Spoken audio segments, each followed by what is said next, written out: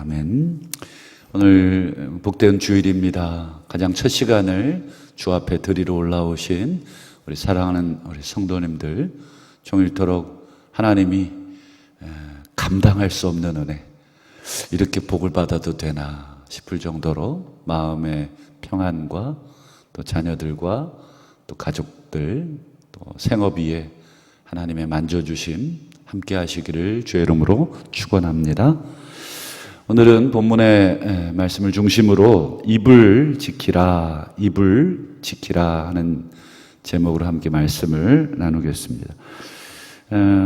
잠언을 이렇게 보시면 좀 다양한 종류의 이 가르침들이 많이 있는데, 사실 엄밀하게 따지고 보면 뭐예요? 잘 듣고 잘 말하고 잘 행동해라, 이 세 가지로 압축할 수 있습니다. 잘 들어라, 그리고 잘 말해라, 그리고 잘 행동해라. 그런 의미에서 잘 듣는 사람과 잘 못 듣는 사람을 계속 이야기하고 있죠. 1절에 보시면 바로 그 얘기입니다. 아비의 훈계를 잘 듣는 사람은 지혜로운 사람이다. 여기서 이제 1절에 아비가 우리 인간의 육신의 아버지도 되겠지만 동시에 또 우리의 영의 아버지시고 모든 것의 아버지 하나님도 되겠죠. 그런 면에서 여러분 잘 듣는 아들이 되셔야 합니다. 그러나 여러분 1절 끝에 보시면 어떤 아들은 꾸지람을 즐겨 듣지 아니하는 아들은 어떤 아들입니까? 거만한 아들이다.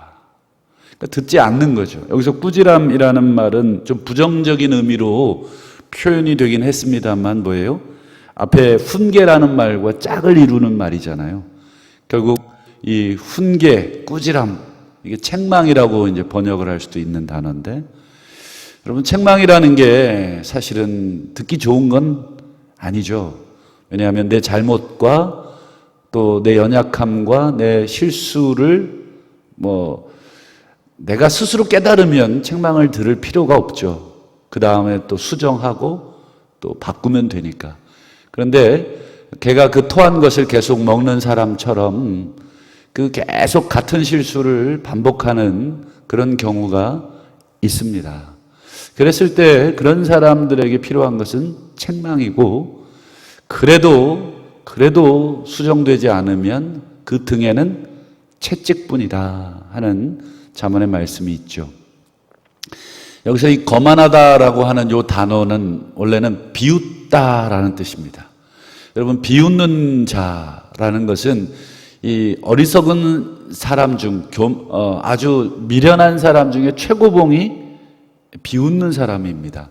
이게 이제 비웃는다는 게 어떤 의미겠습니까? 그냥 다른 사람 말에 그냥 이렇게 실없이 그냥 피식 웃어주는 거, 그 정도의 웃음을 얘기하는 게 아니라, 비웃는다는 건 뭐예요? 마치 시편 2편에 보면 세상의 군왕들과 열방들이 어떻게 해요? 여호와를 대적하지 않습니까? 그랬을 때 하나님이 그들을 비웃지 않습니까? 그러니까 비웃는다는 것은 그들의 의견을 듣지를 않는다는 것입니다. 그러니까 하나님의 의견을, 하나님의 교훈을, 하나님의 말씀을 듣지 않는 것은 곧 누구를 비웃는 것과 같습니까? 그렇죠. 하나님을 비웃는 것과 똑같고, 또 사람의 말을 듣지 않는 것은 그 사람을 비웃는 것과 똑같습니다. 특별히 이 비웃는다, 이 거만하다, 1절 끝에 이 거만하다라고 하는 이 단어가 바로 권위자에 대한 말을 듣지 않는 것이죠. 이게 오늘날에도 문제가 아니겠습니까? 오늘날 학교나 가정, 여러분 학생들의 인권을 존중하는 것은 저는 찬성이고 그것은 맞다고 봅니다. 왜냐하면 아이들은 어른들에 비해서 힘이 없기 때문에. 그런데 이 일부 힘이 있고 잘못된 어른들이 연약한 아이들을 우리가 누르는 그런 것을 막기 위해서 학생들의 인권이 너무 강해지다 보니 아이들이 스스로 그 권위에 대한 판단을 하기에 앞서서 자신들의 권리, 자신들의 어떤 이런 것에 너무 강조가 돼서 사실 부모님이나 스승, 즉 권위자에 대한 권위를 배우기도 채 전에 자기의 주장을 먼저 배움으로 인해서 저는 사실 걱정이 됩니다. 이런 아이들이 10년, 20년, 30년 후에 사회로 쏟아질 텐데 과연 이 사회에 권위가 있을까? 이것은 권위주의를 갖자는 의미는 아니죠. 잘못된 권위자에게까지 우리가 그런 권위를 인정해 주자는 것은 아니지만 정말 권위에 대한 것, 여러분 이제 조만간에 이 하나님의 말씀에 대한 권위도 인정하지 않는 그런 풍토가 틀림없이 생기게 되겠지요. 하나님은 어디 박물관에나 계셔야 되는 아주 고리타분한 존재로 그렇게 아마 취급을 받겠죠. 그런 면에서 여러분 이 거만하다라고 하는 것은 권위에 대한 인정을 하지 않는 것입니다. 이것이 어떤 결과가 나올지는 모르겠습니다만 어쨌든 스스로가 옳다, 내가 옳다, 너는 틀렸다 라고 하는 기본적인 생각을 갖고 있기 때문에 다른 사람의 의견이나 다른 사람의 생각을 비웃는 것이 되겠습니다. 오늘 그 다음 이어지는 2절과 3절만 우리가 살펴보겠는데 2절과 3절도 역시 말에 대한 가르침, 참 계속 말씀드리지만 잠언이 말에 대한 교훈이 참 많다. 이유가 있겠죠. 우리의 입을 창조하신 하나님께서 이 말에 대한 교훈을 많이 하신다. 이게 어떤 의미가 있을까? 우리가 한번 생각해 보면서 2절을 다시 보시면 사람은 입의 열매로 인하여 복록을 누린다. 입의 열매라고 하는 것은 당연히 이제 말이 되겠습니다. 말로 인해서 복을 누린다, 좋은 것을 누린다 이런 말입니다. 그래서 우리말에도 말 한마디로 천냥빛, 그렇죠? 천냥빛을 갚는 말이 있고 반대로 뒤집어 말하면 말 한마디로 천냥빛을 더 뒤집어 쓰는 경우도 있겠습니다. 그래서 말 한마디에 우리 패가 망신을 하는 경우도 있죠. 제가 이제 본 건 아니고 들은 얘기인데, 이제 대통령이죠. 대통령이 이제 군 전방 시찰을 이제 가신 겁니다. 이제 북한을 이렇게 이제 GP에서 이렇게 쭉 보는데, 어떻게 보면 위험한 지역이잖아요. 어떻게 보면 가시거리에 잘못하면 죽을 수도 있는. 그러니까 이제 딱 대통령이 사실은 위험한 지역에 딱 서가지고 이렇게 북쪽을 순시를 한 거죠. 그러니까 이게 옆에서 이제 참모들이 이렇게 봤을 때 위험하거든요. 그럼 어떻게 말해야 되겠습니까? 여러분들이 만약에 옆에서 참모라면, 어떤 참모가 이렇게 얘기했답니다. 대통령님, 여기는 위험합니다. 저게 총알이 바로 날라와서 생명이 위태할 수가 있습니다. 맞는 얘기지만 여러분, 수많은 장병들은 늘 목숨을 걸고 그것을 지키는데 대통령이 1년에 한 번 올까 말까 한 그 자리에 왔는데 자기가 목숨이 위험하다고, 그래? 그러면 안전한 데로 피해야지. 그러면 이렇게 되면 대통령이 뭐가 됩니까? 그렇죠? 장병들, 우리 아들과 같은 아이들은 목숨 걸고 거기서 늘 보초를 서고 경계를 서는데 대통령님 위험하다고. 그럼 위험하면 거기 있는 아이들은 안 위험합니까? 몸에 철갑을 둘렀습니까? 그래도 대통령이 이러고 가만히 있더래요. 그렇죠? 어떻게 움직이겠습니까? 그때 옆에 있던 참모가 다르게 얘기합니다. 이쪽보다는 이쪽이 더 잘 보입니다. 그런가? 그러고 이제 그쪽으로 옮겼다고 합니다. 뭐 지어낸 얘기인지 실제 얘기인지 제가 들은 얘기여서. 근데 이 말의 중요성과 또 적절함에 아주 좋은 예라고 생각이 되더라고요. 참 어떤 경우에 따라서 어떻게 말을 하느냐, 그렇죠? 그거가 참 중요한 것입니다. 오늘도 여기도 보면 입의 열매로 인해서 복을 누리게 된다. 반대로 마음이 괴사한 자는 강포를 당한다. 그래서 마음이 괴사하다. 우리가 잘 쓰지 않는 말이잖아요. 괴사하다.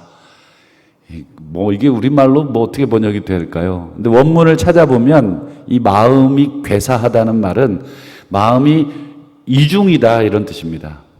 마음이 이쪽 다르고 이쪽 다르다는 거예요. 표리부동이겠죠. 마음이 왜 다를까?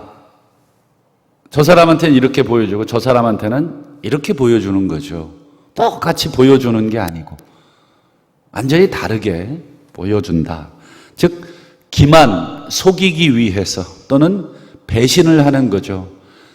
똑같은 한 사람에게도 이렇게 보여줬다가 다음 날은 또 이렇게 보여주고 또 다음 날은 이렇게 보여주고 다 다르게 보여주는 거예요. 각각 다르게 보여줄 뿐 아니라 한 사람에게도 다르게. 여러분 그런 사람이 있다 그러면 믿을 수 없겠죠. 저 사람 다음 날 뭐라고 말할지 모르겠고 어떤 얘기를 어떻게 할지 모르겠다. 그게 바로 마음이 괴사하다라고 되어 있는 것이죠. 그러면 마음이 괴사한 자는 뭐를 당합니까? 강포를 당한다. 이게 이제 우리말의 좀 번역이 좀 애매한데 이걸 직역하면 이렇습니다. 마음이 이중인 사람, 다른 사람을 속이기 위해서 하루는 이렇게 하루는 저렇게 기만적인 모습을 보이는 사람은 강포, 이 말도 잘 안 쓰는데 이 폭력이라는 뜻입니다. 폭력의 열매를 먹는다 이런 뜻입니다. 강포를 당한다. 폭력의 열매를 먹는다. 그러니까 자기가 마음이 두 가지인 사람은 다른 사람을 속이고 다른 사람을 배반해서 속이고 배반하기 위해서는 뭐예요? 여러 가지 말과 행동을 다르게 해야 되겠죠. 그것을 성경은 강포, 폭행, 폭력 이렇게 표현한 것입니다. 말의 폭력, 행동의 폭력, 뭐 여러 가지 우리 뭐 언어 폭행, 뭐 폭행의 종류가 많이 있잖아요. 그런 면에서 그 사람은 마음을 이렇게 괴사하게 먹는 사람은 다른 사람에게 엄밀하게 말하면 말과 행동으로 폭행하는 것과 똑같습니다. 이렇게 얘기했다가 저렇게 얘기했다가 이렇게 보여줬다가 저렇게 보여줬다가 그런 면에서 본인이 만약에 의도치 않았다면 사과를 하면 되지만 의도적으로 그렇게 했다면 그 결과는 어떻게 하냐면 그 폭행의 열매를 본인이 먹게 된다. 본인이 당하게 된다. 그러니까 우리 자업자득, 그렇죠? 본인이 그냥 그대로 당한다. 그러니까 여기도 이제 입의 열매, 마음의 괴사, 이게 이제 입과 마음이 붙어 있는 것으로 보는 거죠. 그런 면에서 2절이 그렇습니다. 3절 마지막에 입을 지키는 자는 자기 생명을 보존하나 입술을 크게 벌리는 자에게는 멸망이 온다. 입을 지킨다. 말을 아낀다. 입을 크게 벌린다. 이게 이제 히브리 그 유대인들이 쓰는 관용적 표현입니다. 입을 크게 벌린다. 그냥 이렇게 물리적으로 막 하고 크게 벌리는 게 아니라 말을 많이 한다라는 뜻과 동시에 말을 함부로 한다. 분별 없이 말한다. 부주의하게 말한다는 표현을 유대인들은 이런 관용구를 사용을 해서 입을 크게 벌리는 자 이렇게 표현을 합니다. 우리 지난번에 살핀 잠언 10장 19절에도 보면 말이 많으면 허물을 면키 어렵다. 그러나 그 입술을 제어하는 자는 지혜가 있다. 이게 이제 바로 그거입니다. 말이 많다. 이게 이제 입을 크게 벌린다. 입술을 제어한다. 입을 지킨다. 이런 뜻이 되겠습니다. 잠언 17장 27절에도 보면 말을 아낀다. 그 다음에요. 성품이 냉철하다. 이게 성품하고 말하고 연결이 되어 있는 것처럼 표현이 되고 있죠. 예. 그러니까 말을 하기 전에 깊게 생각을 하는 것입니다. 말이라고 다 같은 말이 아니고 이 말이 저 사람에게 어떻게 해석이 될까? 이 말이 우리 자녀들에게 어떻게 들릴까? 이 말이 우리 부모님께 어떻게 들릴까? 이 말이 우리 공동체에 어떤 영향을 줄까? 깊게 마음에 명철한 자는 한 번 더 생각을 해보는 거죠. 그리고 이 말은 하지 말아야 되겠다든지 아니면 이렇게 다르게 말을 해야 되겠다든지. 여러분 이게 참 어려운 것입니다. 생각보다 쉽지가 않습니다. 특별히 마음이 급한 사람, 성품이 막 급한 사람은 생각보다 뭐가 먼저 나오냐면 말이 먼저 나오고 또 주먹이 먼저 나오고 행동이 먼저 나오기 때문에 한번 나오는 것은 주워 담기가 어렵습니다. 그런 면에서 마음이 명철한 것과 말을 아끼는 것. 또 마지막으로 잠언 17장 28절에도 보면 미련한 자라도 잠잠하면 즉 입술을 제어하면 말을 아끼면 지혜로운 자로 여겨지고 그의 입술을 닫으면 슬기로운 자로 여겨진다. 그런 것 같아요. 제가 경험해도 참 말수가 좀 적으신 분들은 속을 알 수는 없지만 그래도 실수를 적게 하는 그런 것을 경험상 보게 되죠. 그런 면에서 그래도 지혜가 있구나, 또 슬기가 있구나. 중동의 속담에 이런 속담이 있습니다. 너의 혀가 너의 목구멍을 자르지 않도록 주의하라. 너의 혀가 너의 목을 자르지 않도록. 이 말 한마디로 네 목숨이 위태할 수 있다. 조심해라. 라고 하는 중동의 속담이 있습니다. 오늘 주일입니다. 우리가 하나님 앞에서 또 사람들 앞에서 사실은 많은 말을 하게 될 것입니다. 마태복음 12장에 보시면 사람이 무슨 무익한 말을 하든 심판날에 이에 대해 신문을 받으리라. 내 말로 의롭다함을 받고 내 말로 정죄함을 받으리라. 여기도 보면 마지막 때에 하나님 앞에 우리가 했던 말 또는 고백하는 말 이런 것이 중요하다. 그래서 하루하루가 또 오늘 예배가 또 중요하리라 생각을 합니다. 베드로전서 3장에도 보면 생명을 사랑하고 좋은 날 보기를 원하는 자 혀를 금해라 악한 말을 그쳐라 입술로 거짓을 말하지 마라. 악에서 떠나 선을 행하고 평화를 구하고 그것을 따르라. 이유는 뭐냐면 주의 눈 하나님의 눈이 의인을 향하시고 그의 귀는 의인의 간구에 기울이신다. 그리고 하나님의 얼굴은 악행하는 자들을 대하시느니라. 즉 악행하는 자들을 대적하신다. 오늘 복된 주일입니다. 생명을 사랑하고 좋은 날 하나님의 구원을 보기를 원하는 사람들이 우리 성도들인 줄을 믿습니다. 말씀 주신 것처럼 혀를 금하고 악한 말을 그치고 그 입술로 거짓을 말하지 않고 선한 말, 화평의 말, 그리고 마지막으로 하나님을 향한 찬송의 말. 히브리서 13장에 우리는 예수로 말미암아 항상 찬송의 제사를 하나님께 드리자. 이는 그 이름을 증언하는 입술의 열매니라.